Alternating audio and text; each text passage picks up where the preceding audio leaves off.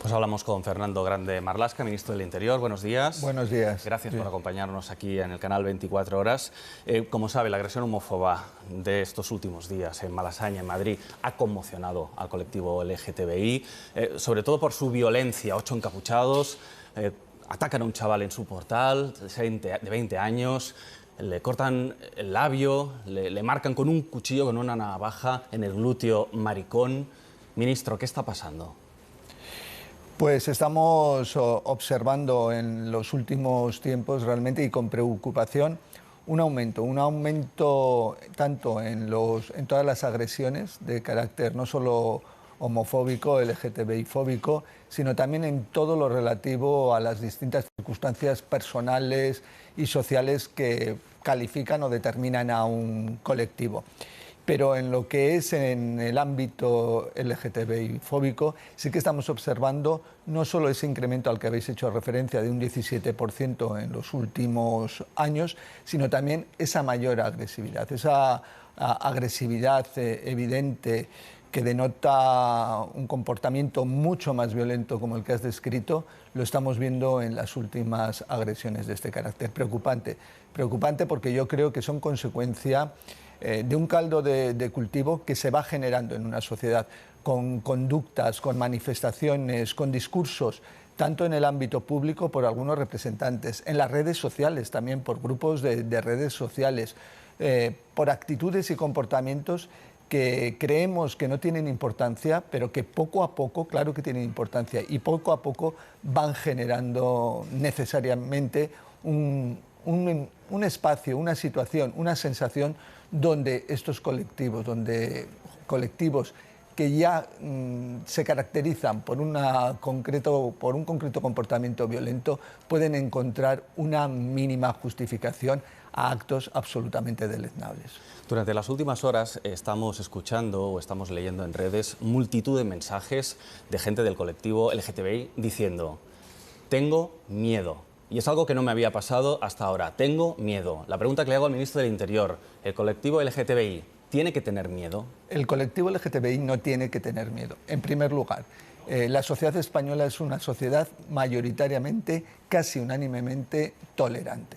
Esto se trata de una minoría. No tiene que tener miedo porque tenemos unas fuerzas y cuerpos de seguridad del Estado preparados, formados, no solo para prevenir el delito de odio, también para luchar contra el delito de odio, para darle una respuesta adecuada a su entidad y a su gravedad, y también necesariamente para proteger a las víctimas. Tienen que tener la tranquilidad de que el Estado tiene el compromiso efectivo en la prevención y en la protección, porque estamos hablando de que estos delitos afectan algo tan importante y relevante como son los derechos humanos, las libertades fundamentales, la dignidad de la persona. Y ahí, desde luego, no tenemos ninguna consideración respecto a los autores.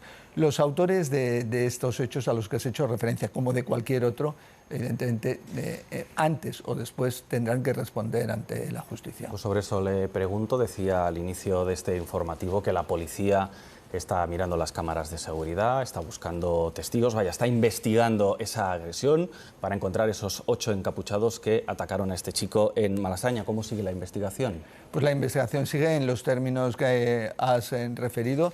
Los hechos, la denuncia y las primeras diligencias practicadas del atestado fue puesto en conocimiento ya de la autoridad judicial, y en esos parámetros seguimos avanzando en la investigación complicada, compleja por sus propias características, pero en ese sentido teniendo en cuenta pues, posibles testigos, las cámaras de seguridad de las inmediaciones al lugar donde sucedieron los hechos, las antenas de telefonía móvil, es decir, todas las medidas de investigación posibles, y que son muchas con las que cuentan las fuerzas y cuerpos de seguridad del Estado. Por eso digo que antes o después los hechos quedarán definitivamente definidos y los autores identificados, y esperemos que antes que tarde puestos a disposición judicial. Las asociaciones LGTBI les piden contundencia. Ustedes han convocado para este próximo viernes, con la presencia del presidente Sánchez, la comisión que estudia este tipo de delitos de odio. Es una comisión que creó usted en el año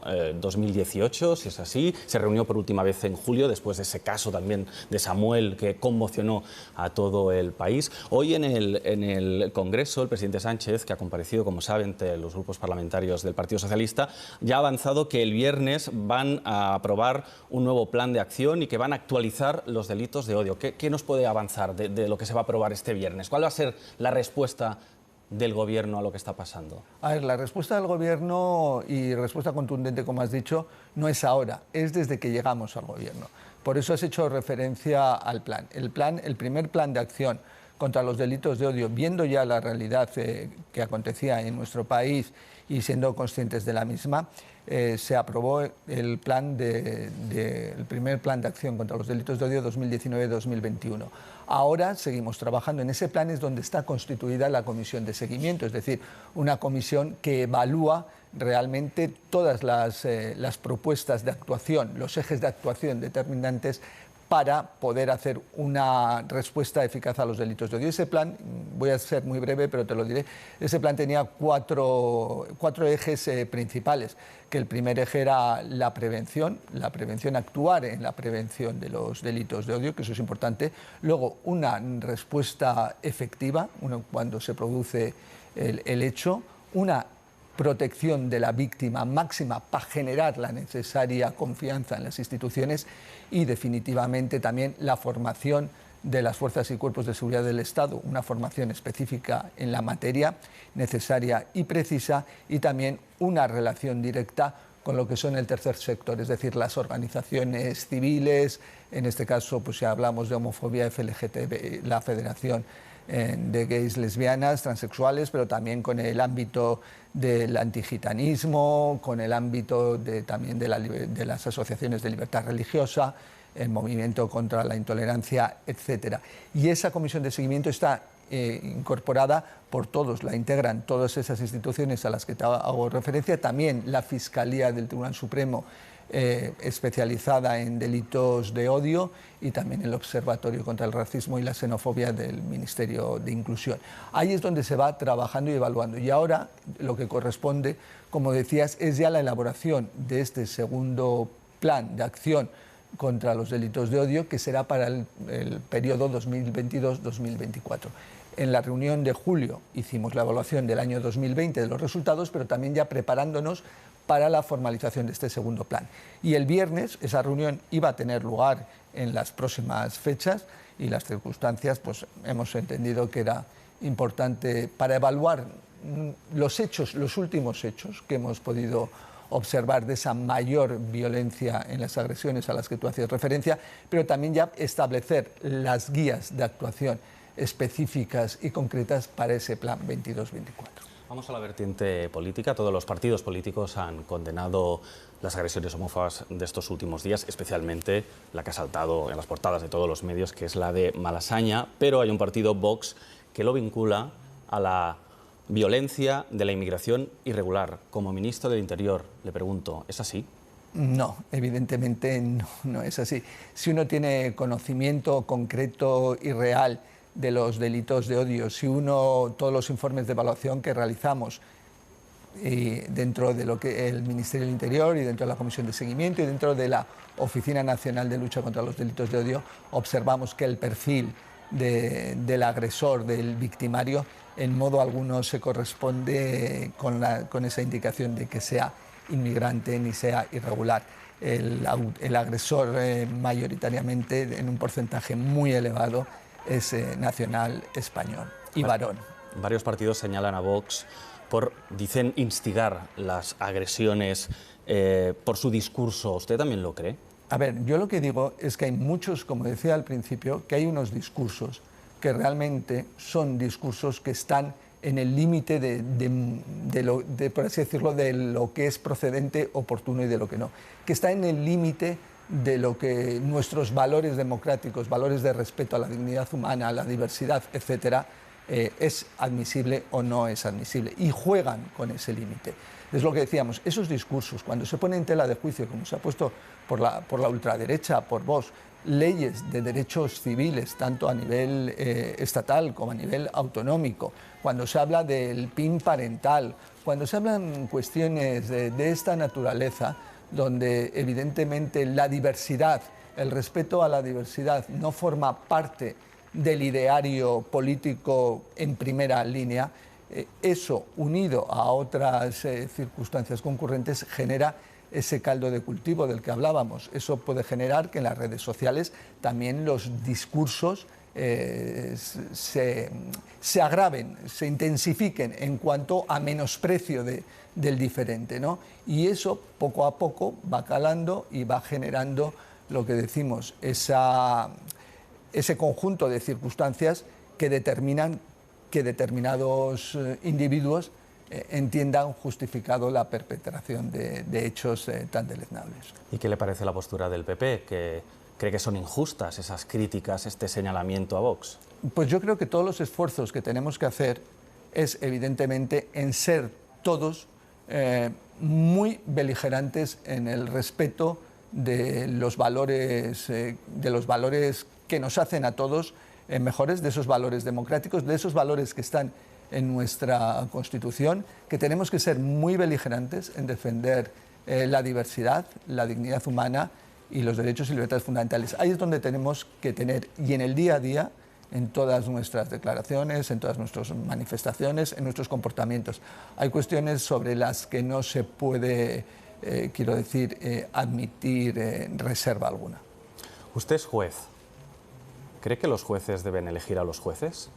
A ver, yo estoy de acuerdo con el sistema vigente actualmente. El sistema vigente actualmente está avalado no solo por la Constitución, sino por la interpretación que el Constitucional ha hecho del artículo 122 de nuestra Constitución, el artículo principal en la materia de la elección de los representantes del Consejo General del Poder Judicial. Creo que ningún poder del Estado debe sustraerse a la soberanía nacional, a la soberanía popular, y el Poder Judicial es un poder del Estado, pero quiero decir que lo que se elige es el gobierno del Poder Judicial, porque Poder Judicial como tal, y esto a veces se olvida, quien lo realizan son los jueces, las juezas de España, más de 5.500 todos los días dictando sentencias y resoluciones. Ese es el verdadero Poder Judicial, pero también, y dicho lo cual, indicar, en primer lugar, que los jueces ya intervienen.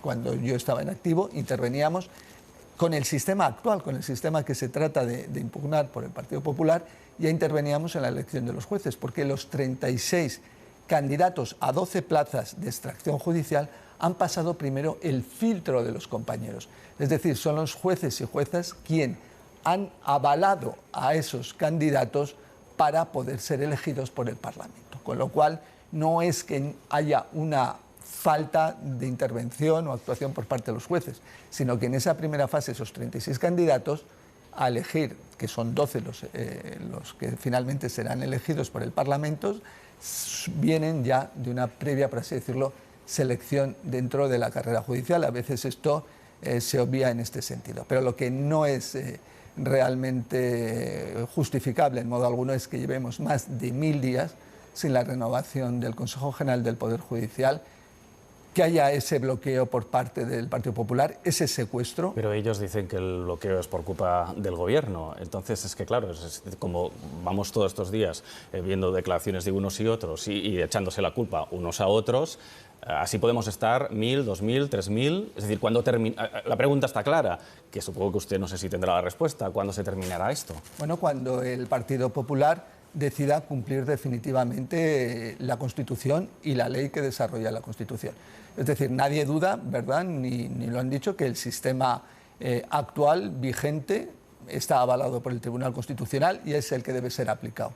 Pues que lo aplique, no que lo haga depender de futuribles. Yo no entiendo a nadie que para respetar la ley diga primero que hay que cambiarla o aceptar. No, la ley y en su texto y concreto y actual es la que debe ser objeto de aplicación y de actuación, y nadie lo discute ese extremo. apliquemos y luego se podrán discutir otras posibilidades. Pero al día de hoy, si hay una ley, esa ley está para ser cumplida y es una ley avalada por el Tribunal Constitucional. Escuchando a Cuca Gamarra esta mañana en la hora de la 1, escuchándole a usted ahora aquí, no parece pues que ese acuerdo sea al menos inminente. Bueno, pero quiero dejar claro que si ese acuerdo no es inminente es porque alguien sí que está politizando la justicia y ese es el Partido Popular bloqueando la elección del nuevo Consejo General del Poder Judicial. Sí, pero que es lo mismo que decían ustedes los últimos meses, es decir, que estamos igual, que no ha habido ningún tipo de acercamiento, ningún tipo de conversación. Lo importante es explicar las razones. Vuelvo a decir, las razones son las que acabo de explicar. Creo que incluso el Partido Popular dice que el sistema de elección actual debe ser, del sistema del Consejo General del Poder Judicial debe ser conforme a la legislación actual avalada por el Constitucional. No sé por qué hay que condicionarla entonces, no sé cómo se puede respetar, condicionar la aplicación de la ley. Yo creo que eso, en un Estado de Derecho y en un partido con aspiraciones de gobierno, es bastante difícil de comprender. Déjame que le pregunte también por esa agresión a la subdirectora de seguridad de la cárcel de Villena, un día antes de que declarara en una investigación interna de instituciones penitenciarias. ¿Qué datos tiene sobre esa agresión que hemos conocido? Bueno, es una actuación que está, subjudice, está puesta en conocimiento de la autoridad judicial. La Secretaría General de Instituciones Penitenciarias, una vez tuvo conocimiento de esos hechos, lo puso como no podía ser por menos, y los hechos que subyacen a esa agresión en conocimiento de la autoridad judicial, respetemos la investigación, la instrucción de los mismos, pero toda mi solidaridad y mi reconocimiento a la actuación de la subdirectora de seguridad del centro penitenciario de Villena. Tiene el total respaldo y ahí podemos ver a lo que es una verdadera funcionaria. ¿Se van a retomar las devoluciones de menores marroquíes a su país, paralizadas por la justicia? ¿Se sabe cuándo se van a retomar y cómo? Bueno, es un retorno asistido, es decir, cuando hablamos de retorno asistido es porque los menores son entregados a sus padres o a la entidad pública de protección de la infancia de Marruecos, en los términos y siempre mirando en interés del menor. Dos ideas que deben de quedar claras. Hay una interpretación diferente del marco normativo, todavía la resolución judicial no es firme, pero quiero decir, el acuerdo de 2007 de retorno asistido, prevención de la inmigración ilegal y retorno asistido de los menores con el Reino de Marruecos y el reglamento de extranjería al respecto.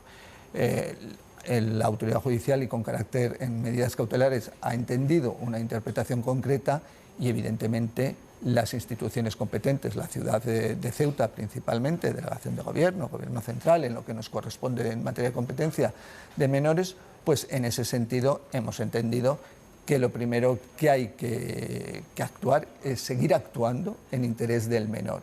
Y ese primer interés del menor, como todo el mundo reconoce, es el retorno a su ámbito familiar siempre que nos encontremos ante un menor vulnerable.